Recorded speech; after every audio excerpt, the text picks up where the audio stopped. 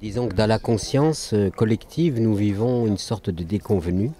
C'est-à-dire que nous avons cru jusqu'à maintenant que notre modèle de société était le meilleur. Quand on était dans les 30 Glorieuses par exemple, on pouvait pas, on imaginait vraiment que notre système était accompli, était le meilleur et qu'il fallait le diffuser partout. Et aujourd'hui, nous sommes en train de constater que nous nous sommes mis dans une sorte de traquenard duquel on a du mal maintenant à sortir. Parce que les fondements même de notre système ne sont pas des fondements justes. Et du fait qu'ils ne sont pas justes, on est obligé aujourd'hui de reconnaître qu'il y a nécessité d'en changer, de changer de paradigme, enfin, à mon avis. C'est pas simplement de rafistoler le modèle, mais c'est carrément de changer de vision et de changer de paradigme, mettre l'humain et la nature au cœur de nos préoccupations.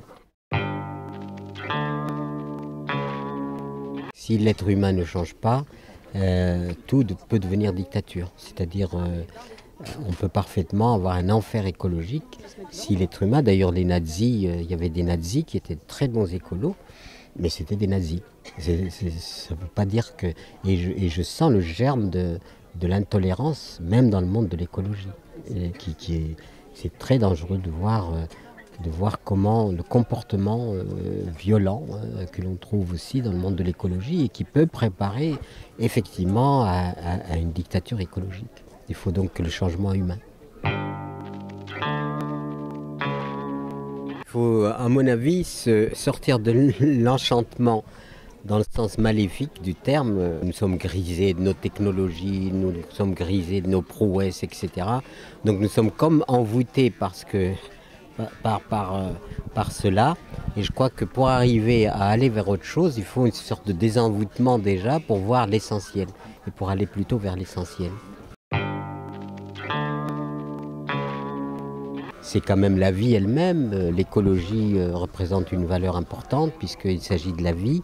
Il faut aussi éduquer les enfants sur d'autres critères que les critères de la compétitivité, de les préparer à être des petits soldats de l'économie.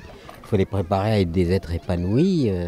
Il y a beaucoup de choses à faire structurelles aussi, comme relocaliser l'économie, comme il y a beaucoup d'interventions que l'on peut faire qui peuvent amener un changement social très profond.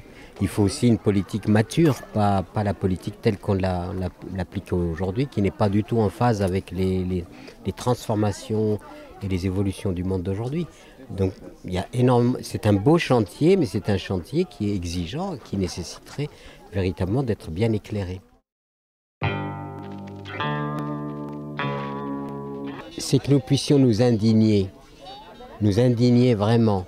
Et évidemment, ce n'est pas un appel à la violence physique, c'est un appel à la réprobation, que nous comprenions où nous en sommes aujourd'hui par rapport à notre destinée, au sort qu'on réserve à l'humanité, au sort que l'humanité s'inflige à elle-même et qu'elle inflige aux autres créatures.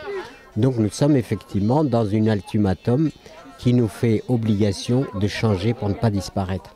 Et les enjeux sont tellement considérables par rapport à aujourd'hui et par rapport aux générations futures que cette indignation n'est pas à la mesure de l'enjeu.